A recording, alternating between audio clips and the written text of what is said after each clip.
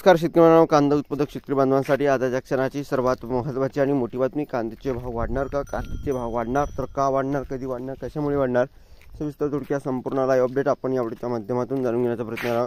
तर महाराष्ट्रातील तमाम कांदा उत्पादक शेतकरी बांधवांना एकच विनंती आहे, व्हिडिओ शेवटपर्यंत बघा। अतिशय महत्त्वाचा हा व्हिडिओ आहे। व्हिडिओ जर आवडला तर नक्कीच लाईक करा। तुम्ही चॅनलवरती नवीन असाल तर हा हवामान आपल्या यूट्यूब चॅनलला सबस्क्राइब करायला विसरू नका। तर शेतकऱ्यांनो, कांद्याचे भाव वाढणार का? तर वाढणार तर कशामुळे वाढणार, आणि कमी जाणार तर कशामुळे कमी होणार। आता कमी होणार तर बघा कशामुळे होणार।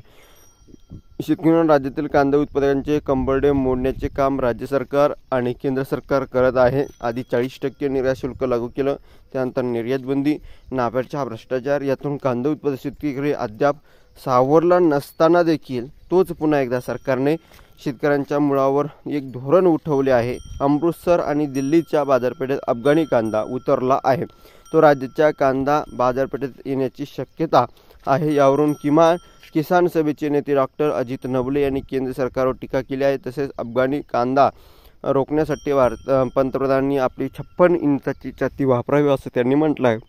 खरं तर या ठिकाणी बघितलं, परदेशी कांदा आयात केला जात आहे। अफगाणिस्तानचा कांदा भारतामध्ये अमृतसर, दिल्ली या ठिकाणी आलेला आहे आणि काही दिवसातच तो आपला महाराष्ट्रामध्ये सुद्धा येऊ शकतो आणि राज्यभरामध्ये येऊ शकतो। त्यामुळे या ठिकाणी बघितलं तर अशा प्रकारचे हे धोरण जर राहिले तर नक्कीच कांद्याच्या भावात घसरण होऊ शकते, आणि जर हे सर्वच धोरणं काढून टाकली तर कांद्याच्या भावात वाढही होऊ शकते। कारण की अगोदर या ठिकाणी 40% निर्यात शुल्क, निर्यात बंदी, नाफेडचा भ्रष्टाचार यातून सावरत नाही तर कांदा आयात करण्याचे धोरण या सरकारने राबवलं, आणि या ठिकाणी बघितलं जर हे सगळे धोरणं बंद केले तर नक्कीच कांद्याच्या भावात सुधारणा, वाढ व्हायला वेळ लागणार नाही। या संदर्भात तुमची मत प्रतिक्रिया नक्कीच मांडा।